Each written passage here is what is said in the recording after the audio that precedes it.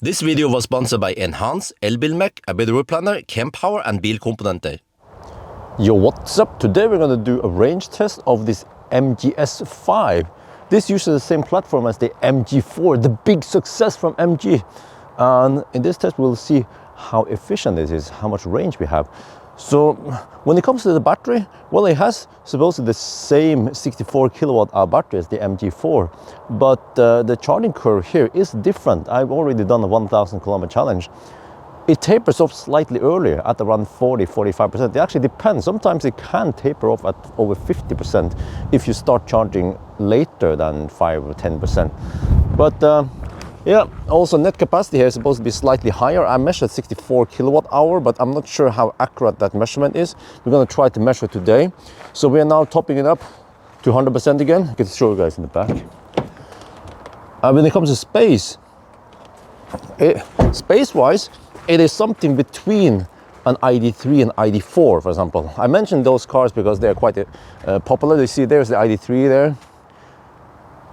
So maybe it matches the size of an Elbilmek. I haven't tested Elbilmek yet, but think about this. This is the big battery, long range, what they call it, right? The 64 kilowatt hour luxury trim with all the equipment. And it costs 350k NOK. I'm not sure if I can spec an Elbilmek with all the goodies. 360 camera, heat pump, 11 kilowatt onboard charger, and so on. Auto steer, autopilot, or MG pilots, similar, for 350k in the Elbilmek. Maybe the 59, 62 kilowatt hour could match it. But okay. And then, yeah, we also have some nice Bridgestone tires with these plastic hubcaps and then metal there. So hopefully we have aerodynamic rims and tires, efficient tires, right? So, oh yeah, and according to EV database, this car is supposed to consume slightly more energy than the MG4. How can that be? Because the MG4 is smaller, significantly smaller, I would say. Well, we have to find out. Also in the 1,000 kilometer challenge, it seems like this car was actually slightly more efficient than the MG4. So maybe the MG4 is thirsty and this is an efficient car. Huh? Okay, we are topping up now to 100%. See, we're taking 4.4 kilowatt into the battery. This is car scanner, by the way. And I'm using OBD Link LX. No, where is it? The adapter is down there. It's green. But they're lost in translation, man. Trickle charging, abort at any time. I think it's supposed to say that it will finish charging anytime soon. Yes. The car overall feels great to drive. Good performance, good soundproofing, good comfort, slightly bouncy. We'll come back to that, but the software seems to be the weakest point. So, yeah, okay. But at least we see how, well, normally at least, before we had 100%, we'll see how many kilowatt we're charging at and so on. We have vehicle to load even. Okay, so all right, we're just gonna wait now for the final charging to finish, and then we take the, I can show you here, take the Mjøsen route. Okay, so zoom out a bit. Navigation doesn't seem to be that great. Yeah, I need to just, wow. It's very important to highlight Minnesundbrua there. Yeah, like, okay. I've never seen a navigation that highlights Minnesundbrua so big.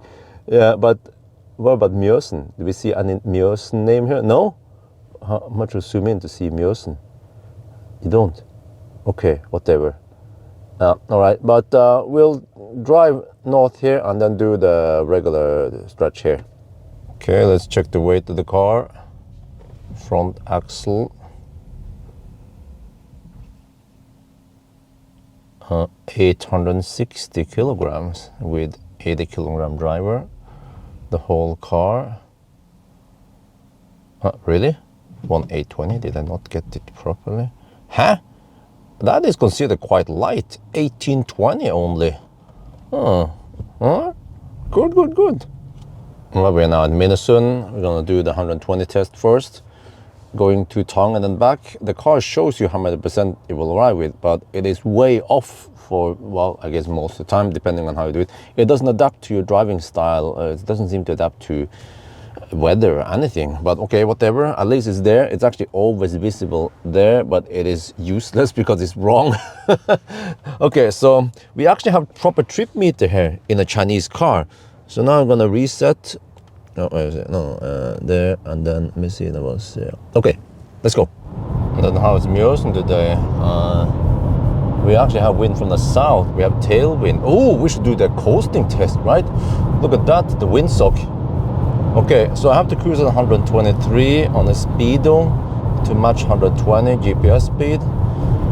But yeah, when I said that the software is the weakest point of this car, well, let me show you one of the quirks here. Is that the brightness level here and here, they are separate.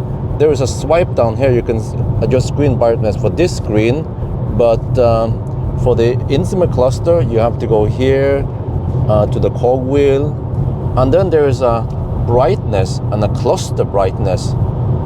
The inconsistency is that the brightness on the main screen is variable like this, but the cluster brightness only have low, medium, high, and then the system theme can be dark or light, but it only applies to this screen, not this screen. So this screen now in daytime appears to be a bit dark and hard to read, especially for me who's getting old and grumpy. But I'm just kidding. But so I probably just want to have it in the dark mode here.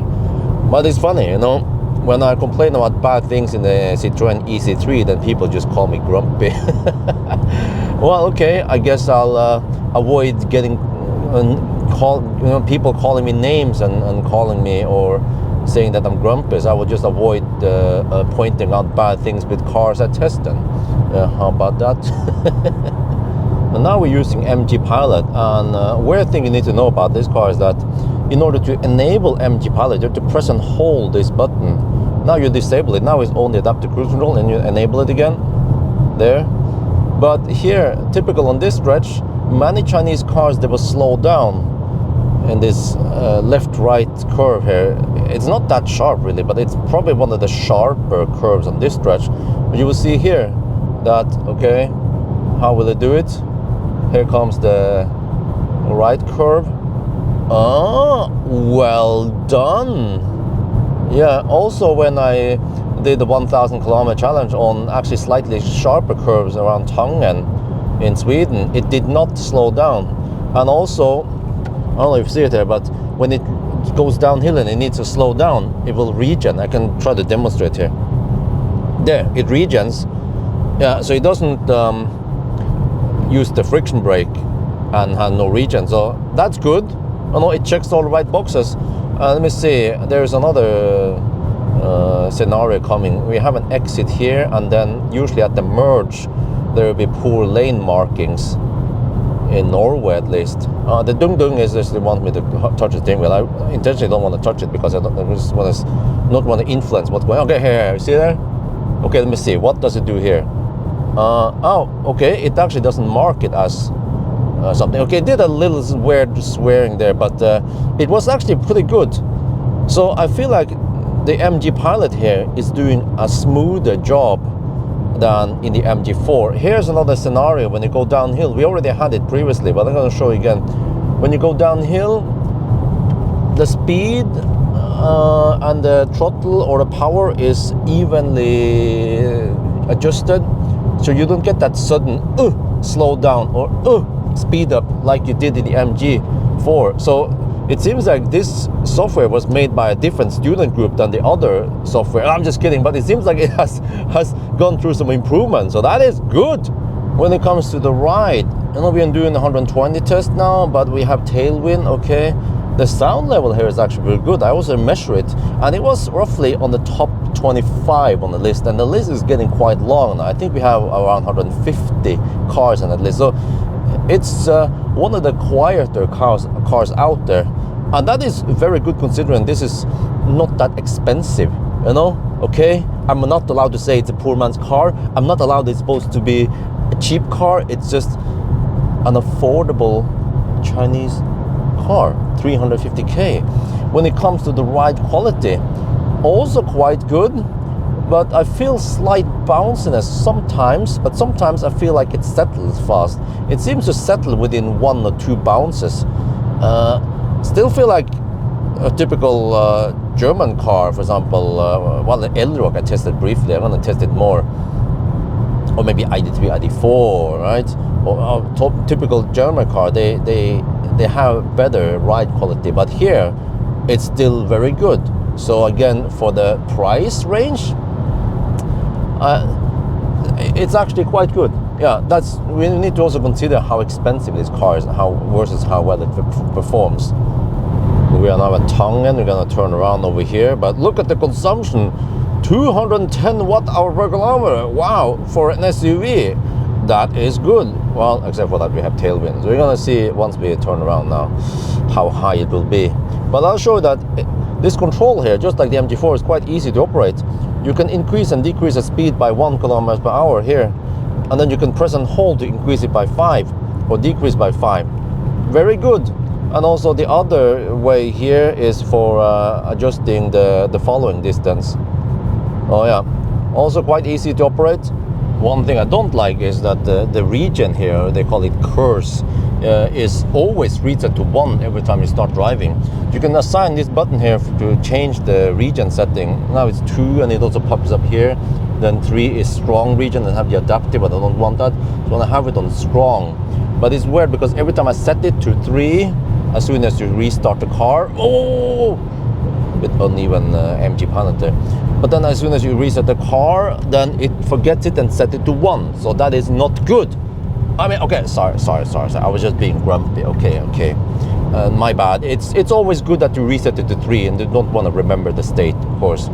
But also the car tends to phantom brake, typically in left curves. So this is a good scenario where it could phantom brake. There is a car in the right lane, then I'm approaching it, but typically it will happen when you have a big truck in front and maybe when it's dark outside. This time, of course, when I try to demonstrate, it doesn't happen, but it happened a lot. Well, okay, maybe not a lot, but let's say at least 5 to 10 times during the 1,000 kilometer challenge.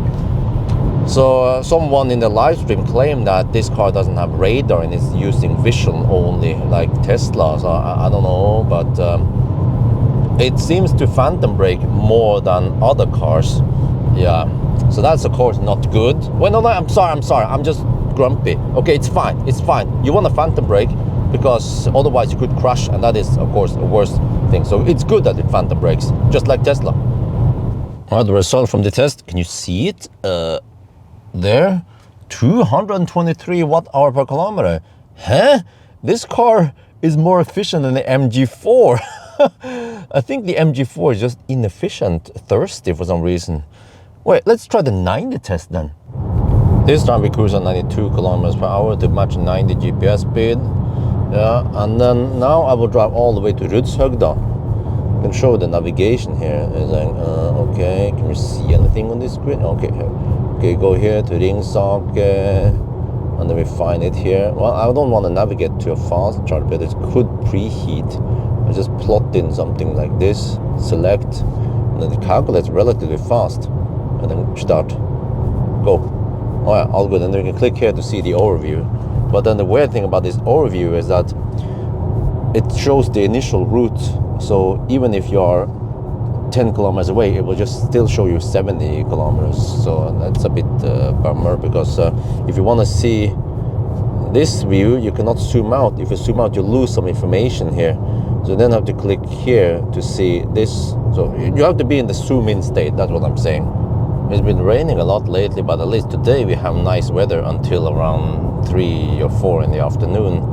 And then you see outside here, yeah, we also see outside temperature. Yes, some of the earlier MGs, they don't show you that.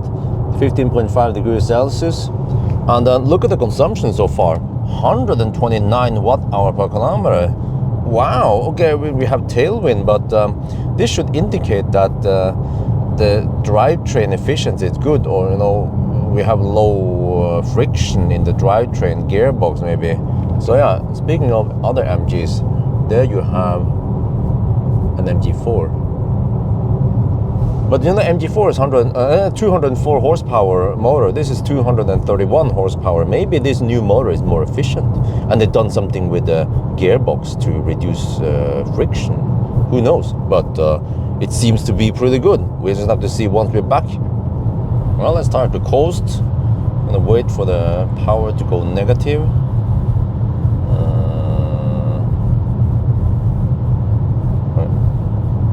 Still 0. Okay, well, we'll just do it now, and then we push and hold. There, now we're in neutral.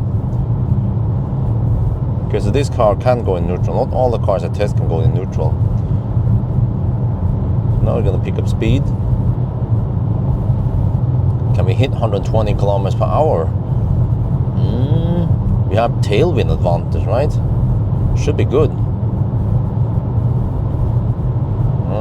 Speed is picking up, but well, I feel like it's not picking up speed that fast. Oh, it's 14.5 degrees over here. Yeah, you see, don't even hit 110 kilometers per hour. Oh, that is a bit disappointing. Because the car seems to be efficient overall. Maybe it's just simply too light. Could that be an explanation? Okay, we'll still measure to the point where the speed drops to 90 kilometers per hour, and at least over here it flattens out, but there's still a downhill. There's a gentle downhill. So what was it again? The EC3, the EC3 Aircross, they hit 90 like even earlier. But here, oh, there we hit 90. Wow. That is also not good, huh? Really? Over here already? Most other cars, they will at least hit this or hit 90 past this point or beyond. So, okay, but you know, that doesn't have to mean anything. This whole test here, we'll see once we're back in at the starting point what the consumption is. And now let's test how good the sound system in this affordable EV is.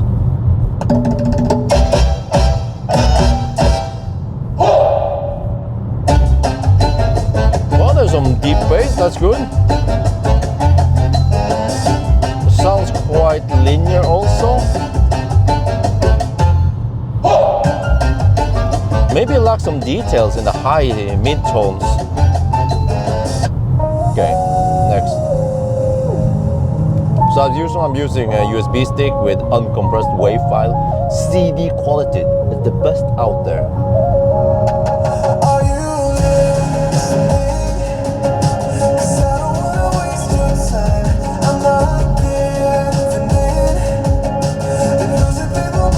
The language sounds okay. I also turn down, use the EQ flat, and then also turn off loudness.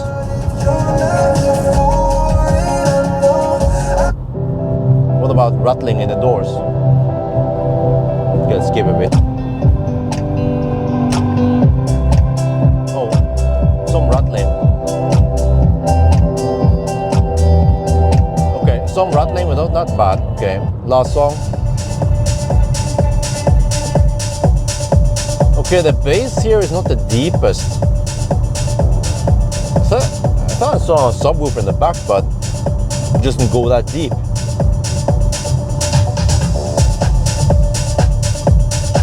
Okay, well, I'm gonna try to crank up the volume now.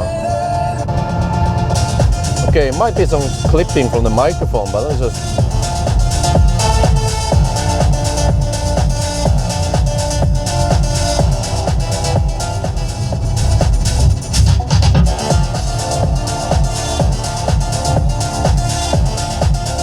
Okay, there is some slight distortion in the mid-high tones when you crank it up. It doesn't play that loud, probably because it's been software limited. And also there's some clipping on the bass when you crank it up. Overall though, okay, it's not like a high-end system. It's like, ooh, you know, like a Burmester or the KEF reference that was the best out there. So if I would rate this system, maybe a 4 or 5 out of 10. Well, it's supposed to be better than the EC3 at least. Yeah. We are passing by Brumunddal, and the consumption right now is, what? Can you see anything? No, because this reflective surface here on the steering wheel It's reflecting right in my face. Oh, okay. It's 140 watt-hour per kilometer. Wow, that is good. So far, so good. But we are now heading against the wind, so it's gonna go up. The question is, how much does it go up? Okay, when it comes to the reflective thing here, not that great. Also here we have some piano finish, but overall the car doesn't have that many reflective surfaces. So yeah, if you buy this car, just wrap this shit, and then you're good. We are now at 50% state of charge, and based on the since last charge trip, it seems like we have 67 kilowatt-hour net capacity. No, it's supposed to be 64 or lower, possibly lower. So it seems like this state of charge scale is not linear. Result from the 90 test, 154 watt-hour per kilometer. That is quite good for an SUV crossover. So yeah, the MG4 actually had warmer weather and probably not so much wind, and it consumed 153. So it seems again like the MG4 is just inefficient, but also that this MGS5 is more efficient than many other cars in the same class. And then when it comes to distance error, it's supposed to be 146 according to Google, but we don't have any decimal there. So I measured in another test that we have only 0.4% error, underreporting. So yeah, Chinese precision. But yeah, now we are at, what, can you see anything there? 36%, so we still need to drive it down lower to measure the total capacity. So what I'll probably do is, let's see, how did I cancel this navigation? Yeah, here, no. Okay, you do this and then delete route. It's kind of clumsy user interface here. But maybe I'll just drive another loop, another 120 loop. Yeah, and back again, just to drive it low, and we see if we get the same result as previous 120 test. But a nice feature with this MG is that when you go to the car icon there, and then on the MG Pilot, you see we have the, okay, speed limit recognition, but the overspeed warning, and lots of other features. Lane departure assist, you know. Also we have here blind spot detection, okay. Driver fatigue monitoring, you know. Driver distraction monitoring. All that stuff that you want to turn off, you can save it in a profile here, and then, well, you press and hold. But now I'm gonna enable it, and then it just says, okay, blah blah. You want? Are you sure you want to apply these settings? Yes, and then it loads the preset or that we have saved there that turns off the speed limit nagging. And then if we go down here, driver fatigue warning and driver distraction warning, it's turned off. You can also just do this, swipe down, and then you have it there. Nice. Okay, this time we have higher temperature, 16 degrees and 16.5 some places, but we seem to have more wind now. So will that yield a better or worse result than earlier when it was colder but less wind? There's some slight traffic here on the return now. So Audi left lane hugger, yeah, that messes up the test slightly. Means that the consumption is lower because we are not driving as fast as we should. Okay, maybe I can compensate by going faster. Yeah, let's do that. ABC, always be compensating. More left lane huggers. I'll just go faster again then once I can get past this Toyota. So it's not going to be a perfect and clean run, unfortunately. Alright, this time it was 219 watt-hour per kilometer. It was 223 on the first run. So I'll keep this result then. Seems like higher temperature helps. Yeah, we're down to 15%, and I can show you that if we go here home, well, maybe I should cancel the navigation. Okay, but if you go to charging here, and then you see here intelligent battery heating has been enabled. It's preheating. And well, will it work now if you navigate to a charger? Well, it only heats up until I was told, someone claimed that it heats up to only 15 degrees Celsius. As long as we have 20 to 21 now, it's not going to heat up. But yeah, okay. I will now have to drive it deep. Okay, you see here at 9% we have 22 kilometers of range. At one point it will stop showing range. Okay, there at 9%, well, I don't know, 8.5% something, then suddenly indicated range is gone, just like any other typical Chinese car. Okay, we're now down to 5%. Well, actually 6% of display, but close enough. Let's see now. You see the power here. If I floor it, I have 60 kilowatt power left. Oh, 55. Oh. So the car becomes quite sluggish towards the end. It was getting slower and slower, but especially now at 5%, it's slow. I mean, we don't have any turtle mode, limp mode, like that, tortoise mode, but just feels slower. Yeah, see that 48 kilowatt now. Better be careful so the car don't die, right? But yeah, the delta between min and max is also getting higher, but only 100 millivolt.